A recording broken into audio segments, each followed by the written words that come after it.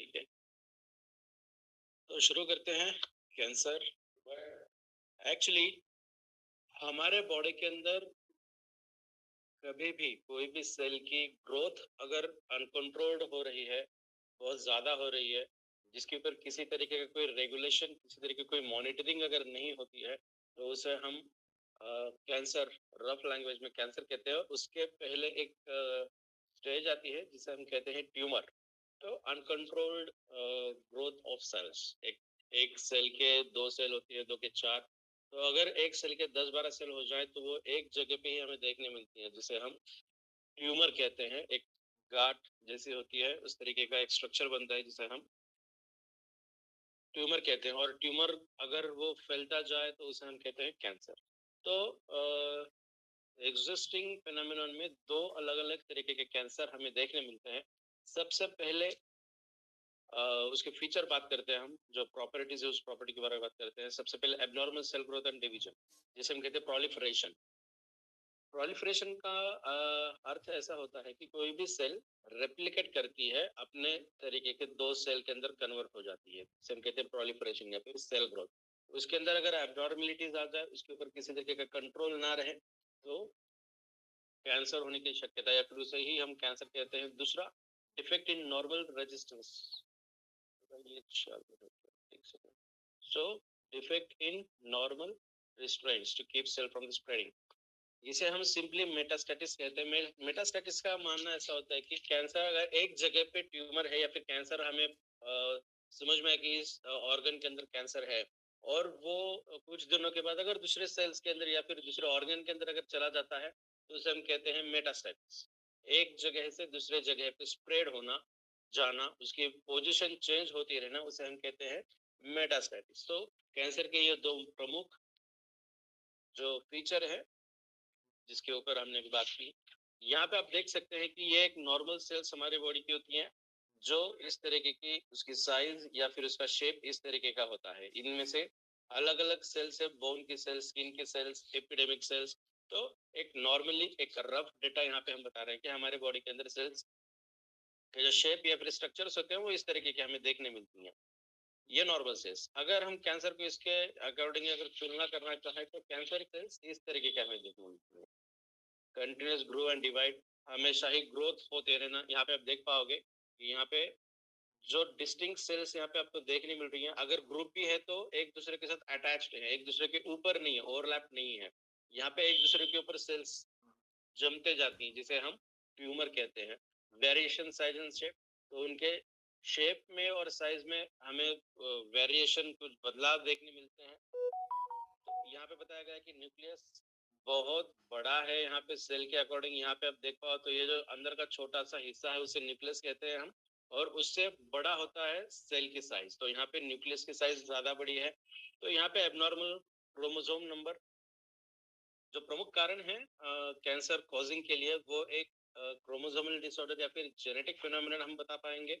आने वाले स्लाइड्स के अंदर होपफुली हम देखेंगे कि ऐसा कौन सा जीन है जो कैंसर के रिगार्डिंग काम करता है। तो एक ऐसा जीन जो जिसके अंदर क्रोमोसोम्स के अमाउंट ज्यादा बनती रहे, तो वो भी एक तरीके का कार्सिनोजन या फिर एक तरीके का कैंसर हम जिसे हम बता पाएंगे।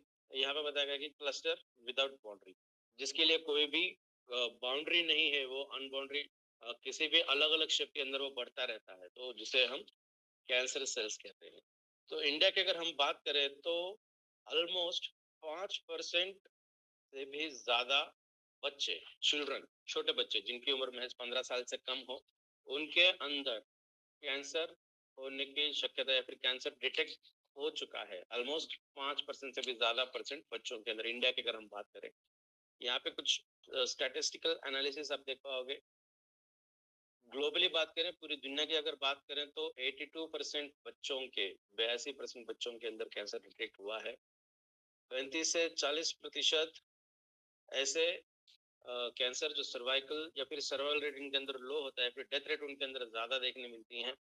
तो बच्चों के अंदर जिनकी उम्र महज 15 साल से कम है, उनके अंदर कैंसर या फिर उसके सिम्टम्स देखना बहुत कॉमन हुआ है ग्लोबली अगर हम बात करें। मेल और फीमेल के अंदर अगर हम बात करें तो फीमेल्स के अंदर कैंसर का जो प्रेजेंस है वो मेल्स से भी ज्यादा देखने मिलता है। यहाँ पे आप देख पाओगे एक स्टैटिस्टिकल एनालिसिस जो एक अच्छे खासे न्यूज के अंदर दिखाई गई थी। तो यहाँ पे 2016, 2018, 2020 से 25 के बारे में, यहाँ अगर हम यहाँ तक की बात करें तो आज के दौर की हम बात कर रहे हैं, ये रेड लाइन के लेफ्ट हैंड साइड की बात करें तो ये जो ऑरेंज लाइन है ये डिनोट करती है फीमेल्स को, ये जो ब्लू लाइन है ये डिनोट करती है मेल्स को। तो प्रोजेक्टेड अगर हम देखें 2016 से कैंसर का जो रेशो है वो बढ़ते जा रहा है और आने वाले कुछ एराज में ऐसा ऐसा प्रतीत होता है कि 2025 तक कैंसर का जो रेशो है बहुत ज्यादा बढ़ता रहेगा। इसके लिए बहुत सारे कॉजेस या फिर रीजंस है कैंसर बढ़ने के लिए। Cancer is not a single disease. Cancer एक अकेला, जैसा हम बताते हैं कि डायबिटीज अकेला नहीं है। डायबिटीज अगर हो जाए तो स्किन रिलेटेड प्रॉब्लम हमें शुरू होती है, कार्डियक रिलेटेड प्रॉब्लम हमें शुरू होती है, ब्लड इम्प्यूरिफिकेशन होना शुरू होता है, किडनी रिलेटेड प्रॉब्लम शुरू होती है। डायबिटीज भी एक सिंगल नहीं है। उसी तरीके से cancer is also not any kind of single disease. तो वो अपने साथ बहुत अलग अलग फीचर्स लेके आता है। आने वाले स्लाइड्स के अंदर हम उसे भी देखने वाले हैं। तो कैंसर अभी हम देखते हैं कि उसका इंसिडेंस क्या होता है। इंसिडेंस का मानना कौन से कैंसर का परसेंटेज ज्यादा है, ठीक है। तो अगर हम देखें तो सबसे प्रिडोमिनेंटली अगर देखा जाए तो ब्रेस्ट कैंसर जो फीमेल्स के अंदर पाया जाता है, जिसका रेशो एंटायर सभी तरीके के कैंसर की अगर हम बात करें तो सबसे ऊपर इंसिडेंस में आता है ब्रेस्ट कैंसर।